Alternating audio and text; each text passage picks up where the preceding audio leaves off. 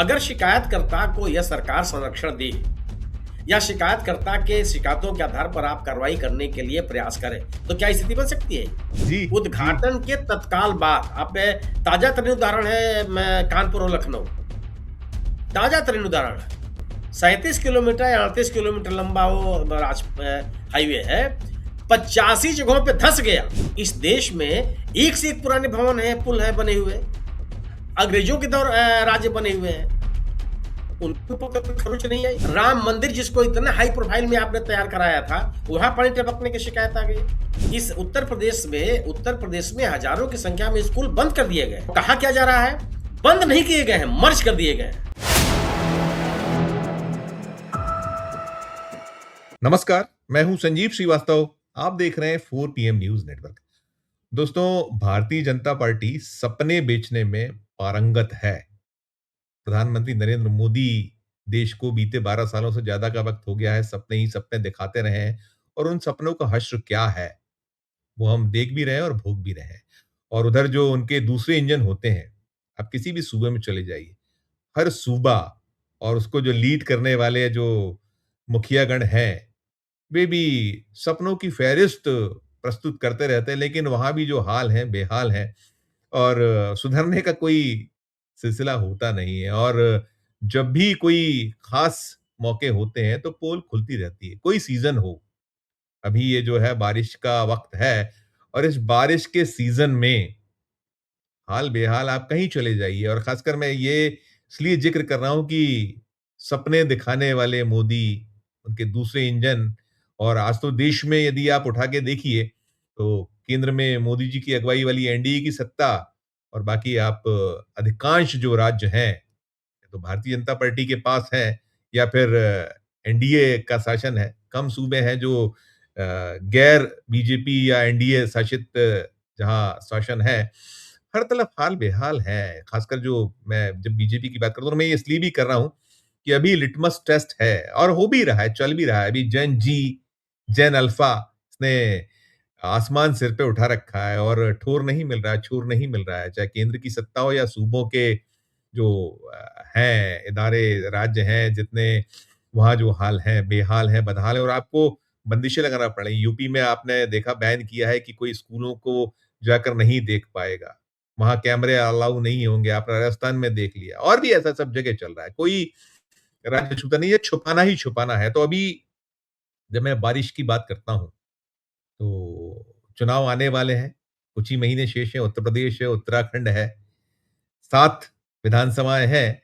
February और जो मार्च का महीना है उसमें 5 हैं, और बाकी नवंबर, दिसंबर में 2 अन्य जो सूबे हैं, गुजरात बचा हुआ जो है, या गोवा है, वहाँ आखिरी में है साल के 27 के। तो अभी फ़ोकस करूँगा उत्तर प्रदेश पे, क्योंकि उत्तर प्रदेश कहते हैं केंद्र की जो सत्ता है वहीं से उसका रास्ता निकलता है, और वहाँ सबसे बड़ा टेस्ट है। उत्तराखंड लगा हुआ राज्य है, और बीजेपी लंबे वक़्त से सत्ता में है, 10वां साल चल रहा है योगी जी की जो सत्ता है, और उधर उत्तराखंड में भी यही हाल है, बाकी जगह भी बीजेपी ही बीजेपी है। लेकिन जो बदहाली है, इसी पर करेंगे बात। चलेंगे, खास मेहमान जुड़ गए हैं हमसे, सुनील शुक्ल। सुनील सर, बहुत-बहुत स्वागत।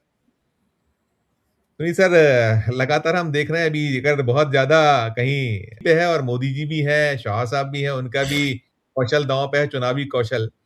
तो अभी जो सब चल रहा है, खासकर आप प्रयागराज में हैं, और जब मैंने बारिश की बात की, तो वो हम देख रहे हैं कि अरबों के काम हुए थे 2025 में, और जब बारिश हुई थी तो तब भी डूबा था, और अभी फिर बारिश जब ज़्यादा कुछ इस समय प्रकोप है, तो फिर प्रयागराज डूबे। और काशी में भी यही हाल है, वहाँ भी अरबों रुपए खर्च किए गए, और बड़े-बड़े वादे, बड़े-बड़े दावे, और उनका जो एजेंडा है, सांस्कृतिक है, सनातन एजेंडा है।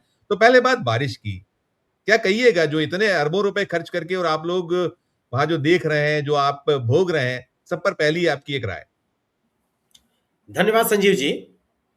पैसा खर्च कर देने से शहरी विकास नहीं होता।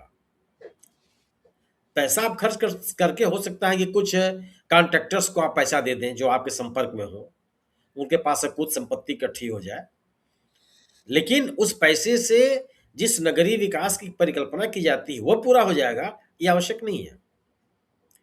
आपने इलाहाबाद का के चर्चा की। इलाहाबाद में पूरे शहर में पानी निकासी की कोई व्यवस्था ही नहीं है। जो नाले हैं या तो चोक हैं या कब्जा कर लिया है लोगों ने। जो नदियों का जल संग्रहण क्षेत्र है वहां मकान बन गए हैं, और सर्वाधिक मकान इसी सरकार के रहते हुए बने हैं। अगर आप गवर्नेंस में इस बात का ध्यान देने लगते हैं कि जो व्यक्ति नियमों का उल्लंघन कर रहा है, अगर हमारी पार्टी का है तो उससे कोई बात नहीं करनी है, दूसरे के खिलाफ कार्रवाई करनी है, तो विकास नहीं संभव है। जो जल प्लावन की स्थिति इलाहाबाद में दिखाई पड़ी इस बरसात, ये पहली बार नहीं, पिछली बार भी हुआ था।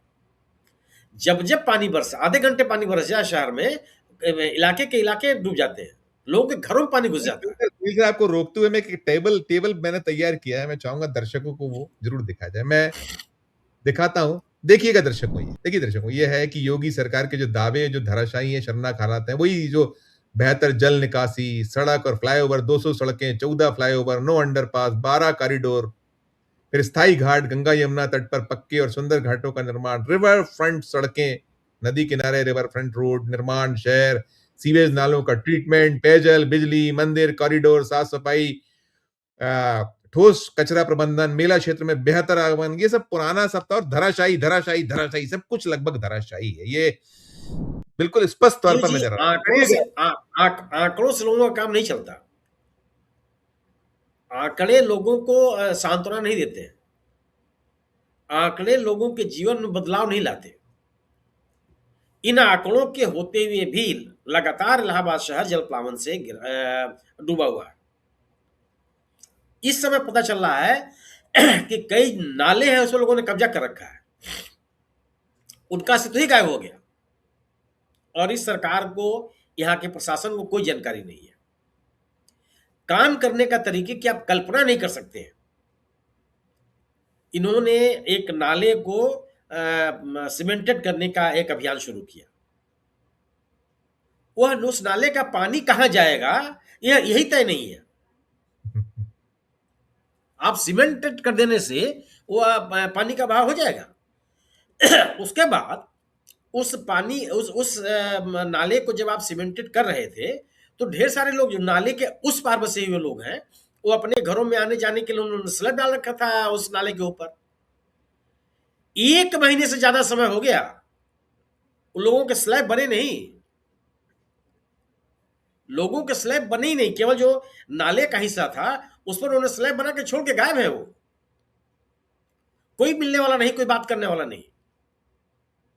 न जेई मिल रहा है, न एग्जीक्यूटिव इंजीनियर मिल रहा है, न ठेकेदार मिल रहा, कोई नहीं मिल रहा। इस तरह से आप विकास तो नहीं कर सकते हैं। सड़कों की स्थिति है कि सड़कों को आपने चौड़ा कर दिया, लेकिन सड़कों को चौड़ा करने के बाद पानी जाएगा कहां? इसकी कोई व्यवस्था नहीं है। जब पानी नहीं जाएगा तो स्वाभाविक सी बात है कि वो सड़क पर रुकेगा, और जब सड़क पर रुकेगा, गाड़ियां चलेंगी, सड़क बर्बाद हो जाएगी। कोई ऐसी सड़क नहीं है इलाहाबाद शहर की जिसमें आप किसी सड़क की जिसमें जल निकासी प्रॉपर हो। लगातार लोगों से कहा जाता रहा कि भाई आप जो कुछ भी निर्माण कर रहे हैं इसमें जल निकासी को प्राथमिकता दीजिए, कहीं नहीं। और यह स्थिति केवल इलाहाबाद में नहीं है, उत्तर प्रदेश का कोई शहर ऐसा नहीं है। यहां तक कि जिन शहरों को स्मार्ट सिटी बनाने की बात की गई थी, वहां की स्थिति भी वही है। कोई एक स्मार्ट सिटी का नाम ले लीजिए जहां पे जो नागरिक सुविधाएं हैं वो बेहतर हुई हो, नहीं, जल निकासी प्रॉपर हुई हो। प्रधानमंत्री जी का जो निर्वाचन क्षेत्र है, वाराणसी, काशी, वहां की स्थिति देख लीजिए, खरबों रुपए। वही, अरे वहां की स्थिति देख लीजिए। भारतीय जनता पार्टी ने वाराणसी में विकास कार्यों की देख रेख करने के लिए एक कभी उनको महासचिव बनाया गया, सचिव बनाया गया, जगदीश पटेल या कुछ ऐसा नाम है, गुजरात करने वाले हैं, उनको बाकायदे तैनात कर रखा है वहां। जो विकास संबंधी गतिविधियां हैं उस पर वो निगाह रखेंगे। कैसे चलेगा भाई? उसके बाद स्थिति है, फ्लाईओवर बन जाने से नागरिक सुविधाएं खत्म हो जाती हैं, असुविधाएं खत्म हो जाती हैं। रोपवे बना देने से नागरिक समस्याएं दूर हो जाती हैं।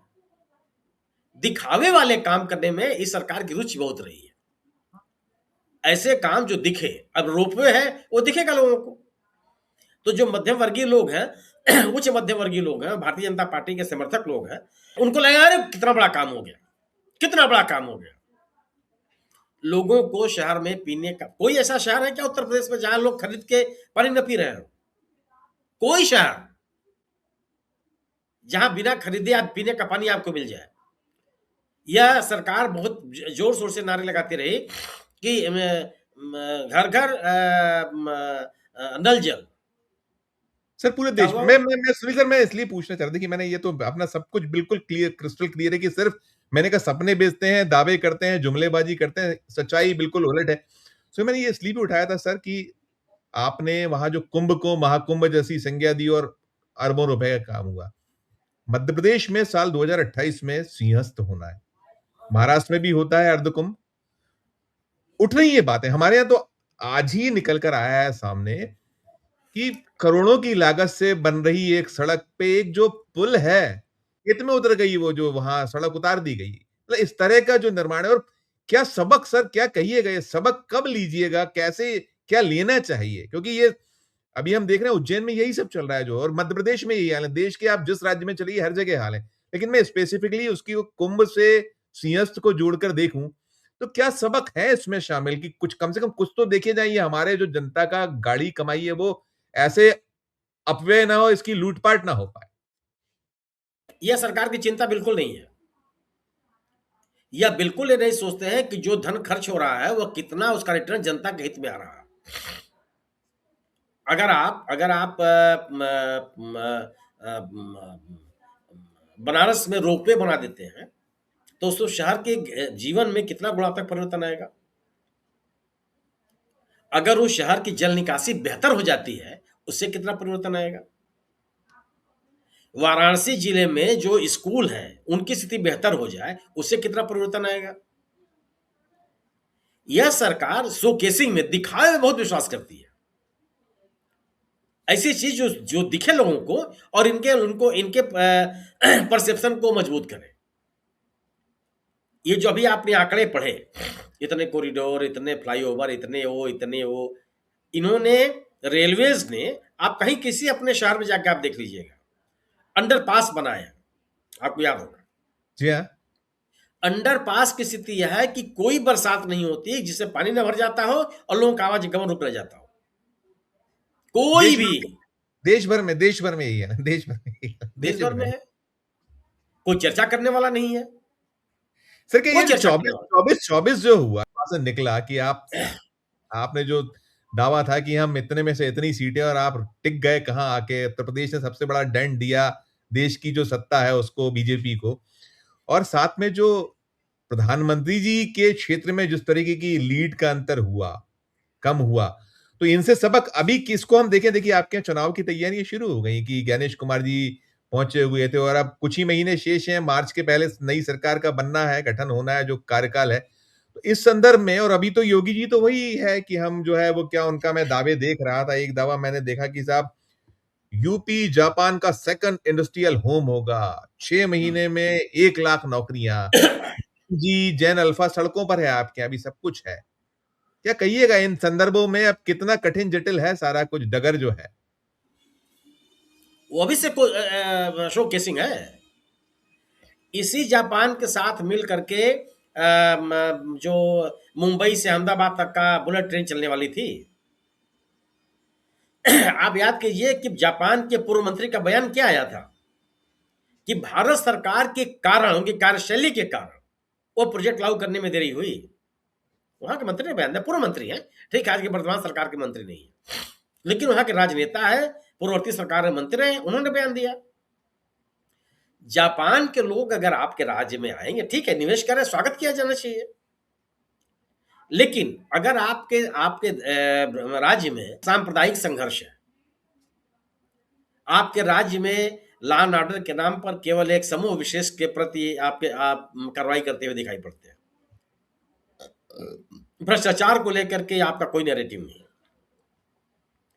इस सरकार ने, मोदी जी, योगी जी की सरकार ने अपने इस 2 टर्म के कार्यकाल में कितने भ्रष्टाचारियों के खिलाफ उन्होंने कार्रवाई की। अभी पिछले दिनों यूपी इन्वेस्टमेंट का एक सीईओ था, उसके ऊपर करोड़ रुपए के गबन के आरोप लगे थे, वह बरी हो गया। शिकायतकर्ता ने ही अपनी शिकायत वापस ले ली। यही ये आप कल्पना कर सकते हैं क्या?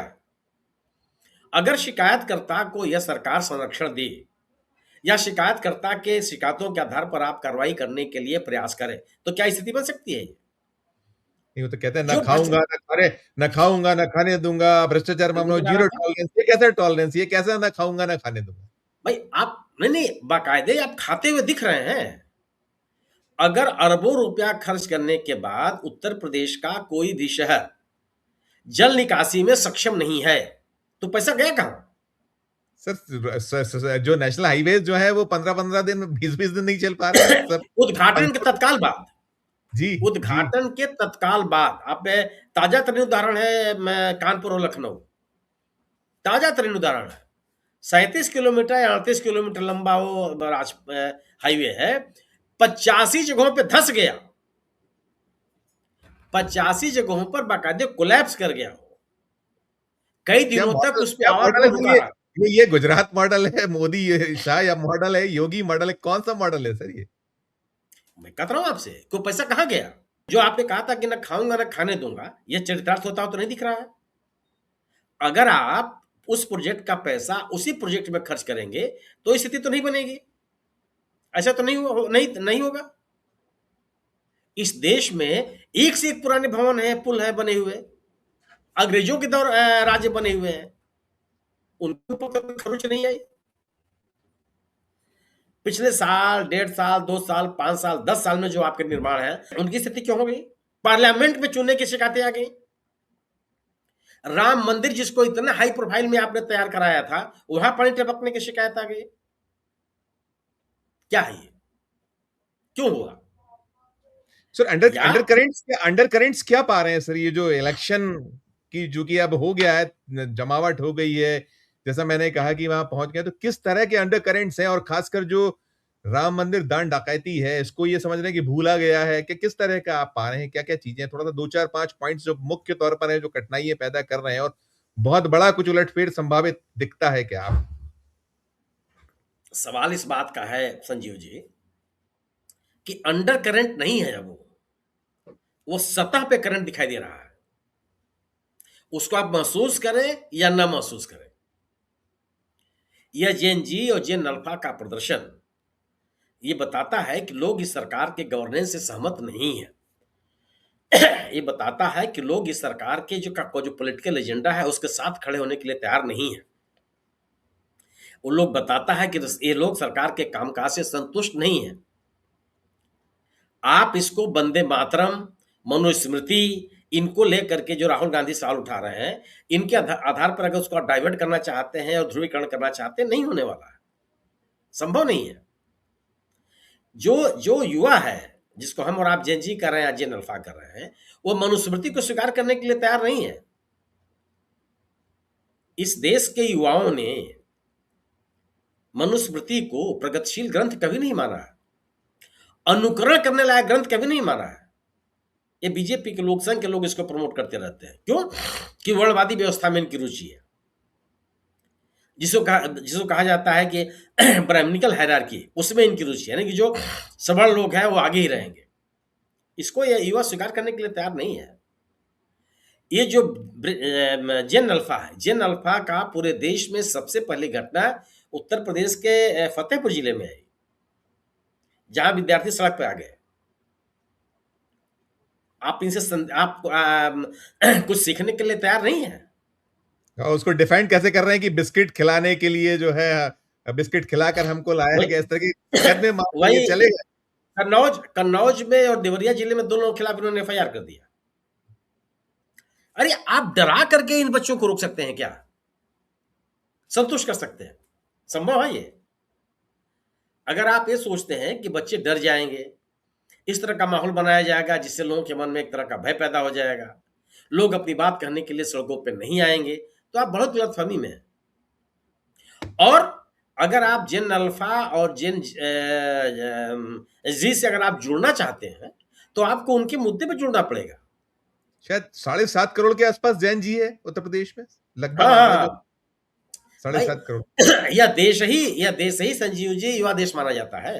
यस सर, यस उत्तर सर। प्रदेश देश का सबसे बड़ा राज्य है।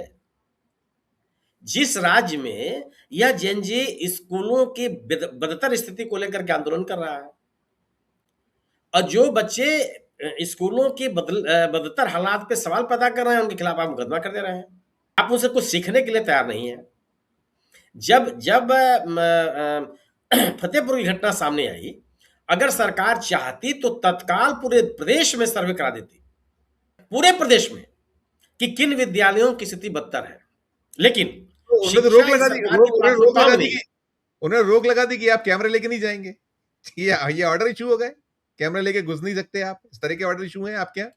इसकी वजह है संजीव जी कि इस सरकार में शिक्षा प्राथमिकताओं में नहीं है। इस उत्तर प्रदेश में हजारों की संख्या में स्कूल बंद कर दिए गए। कहा क्या जा रहा है? बंद नहीं किए गए हैं, मर्ज कर दिए गए हैं। भाई मर्जी में बंद नहीं होता है क्या? किसको आप शब्दावली बता रहे हो? एक लड़के को अपने गांव का स्कूल जहां पढ़ने के लिए जाता था, उसको किसी गांव दूसरे गांव में मर्ज कर दिया गया। अब उसको दूसरे गांव में 5 किलोमीटर, 7 किलोमीटर, 10 किलोमीटर जाना पड़ेगा। तो स्कूल को बंद करना नहीं है। इस देश के शिक्षा राज्य मंत्री ने सदन के अंदर यह स्वीकार किया कि 1 लाख से अधिक ऐसे विद्यालय हैं जहां एकल शिक्षक है, एक शिक्षक पढ़ा रहा है। ये सारा ऐसा सुनील सर, मैं एक चीज आखिरी करूंगा, मेरे पास टाइम बहुत कम है, 21 मिनट हो गए हैं। मैं ये पूछना चाहूंगा सर, अगर आज की तारीख में बहुत वक्त कम है, अब ज्यादा नहीं है और ना सुधारने के लिए वक्त है, आप राहुल गांधी को जो बुरा बुरा कहकर आप बीच में जो आपके अखिलेश यादव उनके दल को कोस कर नैया पार तो हो नहीं सकती, लेकिन कुल मिला के आज क्या देख पा रहे हैं? मैं दो, एक तो आप उत्तर प्रदेश प्रॉपर और पड़ोस में उत्तराखंड, दो राज्यों की मैं बात करूं तो आज आप क्या देखते हैं कि किस तरह की ऊंट की करवट की आहट आप पा रहे हैं? मैं नंबर से नहीं कहूंगा, लेकिन आप जो आहट पाते हैं कि क्या आप नजर आता है? दोनों राज्यों में गवर्नेंस को लेकर के सरकारों के खिलाफ नाराजगी है। लोग इन सरकारों से, उनके कामकाज से संतुष्ट नहीं है। ये दोनों सरकारें भी इसीलिए अपने कामकाज का उल्लेख नहीं कर रही हैं, बल्कि जो भारतीय जनता पार्टी और संघ का एजेंडा है उसी को आगे बढ़ाने की कोशिश करती है। नहीं तो वह क्या ब्रांड राष्ट्रवाद हो, brand brand brand brand Modi तो पिटा हुआ, उसके हाल बेहाल है। अमित शाह के जो तिकड़मे थी वो कितना कारगर होंगी, वो और योगी का जो था बटना कटना, एक रहोगे सेफ रहोगे, ये कितना आपको दिखता है ये कुछ कारगर होगा, नहीं, काम करेगा? आगे क्या देख पा रहे हैं, सब अब करिएगा बस सब। योगी जी कहाँ अमित शाह और मोदी जी से अलग है? उनकी भी राजनीति तो वही है। तो आप दोनों को अलग करके कैसे देख सकते हैं, और क्यों देखा जाना चाहिए? आप सरकार में हैं, हुकूमत में हैं, और अगर स्कूलों की स्थिति बदतर है, शहरों का नगरीय विकास आलोचना का विषय है, भ्रष्टाचार चरम पे है, नेशनल हाईवे जो बन रहे हैं उसमें सरेआम भ्रष्टाचार दिखाई पड़ रहा है, तो सवाल आपके ऊपर नहीं पैदा हुआ क्या? आप इसको कैसे ढक लेंगे? कुल मिला के गई भैंस पानी में दिख रहा है, ऐसा आप कह सकते हैं, कह बिल्कुल, सकते आप भैंस को संभाल नहीं पाएंगे। हैं। यस। अगर आप भैंस को उसके खाने पीने का, चारे का इंतजाम नहीं करेंगे, उसको रखने का एक बेहतर इंतजाम नहीं करेंगे, तो भैंस आपको तोड़ा करके चली जाएगी, वो पानी में ही जाएगी। अगर आप अपने भैंस को अपने साथ रखना चाहते हैं, तो उस भैंस के खान पान का इंतजाम करना पड़ेगा, अब तो वक्त निकल गया उसको रोग मुक्त रखने का इंतजाम करना पड़ेगा, अभी उसके तो वक्त रहने निकल का गया। बेहतर इंतजाम करना पड़ेगा आपको। अगर आप नहीं करते हैं तो फिर आपके खूंटे में बधी नहीं रहेगी, संभव नहीं है। बहुत कुछ है, मैं यही जो आपका उसमें टटोल रहा था उसमें निकल आया। शुक्रिया सर, बहुत धन्यवाद, आभार। दोस्तों आप सुन रहे थे, हम था वही ले रहे थे। देखिए अब निकट है, बहुत दूर नहीं है, देर नहीं है। जैसा मैंने जहां से शुरू किया था कि मार्च जो है इसकी डेडलाइन है, उत्तर प्रदेश और बाकी भी कई राज्य हैं, लेकिन जो खासकर जहां से सत्ता का गलियारा रास्ता माना जाता है, हम कहते हैं ना चावल की हांडी का एक दाना, वो एक दाना है, उसकी जो हाल नजर आ रहे हैं, और जो सुनील जी ने आखिरी में कहा कि वो तो भैंस तो पानी में जाती ही नजर आ रही है, वो खूंटे से बंधी रहेगी, इसकी संभावनाएं नगण्य हैं, ऐसा निकलकर उनकी बातचीत से आ रहा है। इस चर्चा में इतना ही। आपकी अपनी जो राय हो, आपकी अपनी जो टिप्पणी हो, ज़रूर हमारे इस वीडियो के कमेंट बॉक्स में जाकर राय प्रकट कीजिएगा, टिप्पणी कीजिएगा। और अच्छी लगी हो हमारी ये चर्चा तो चैनल को लाइक कीजिए, सब्सक्राइब कीजिए। ज्वाइन का बटन दबाइए तो हमारी हौसला अफ़ज़ाई होगी। प्यार और उससे बनाकर देखते रहिए 4 पीएम न्यूज़ नेटवर्क। धन्यवाद। नमस्कार।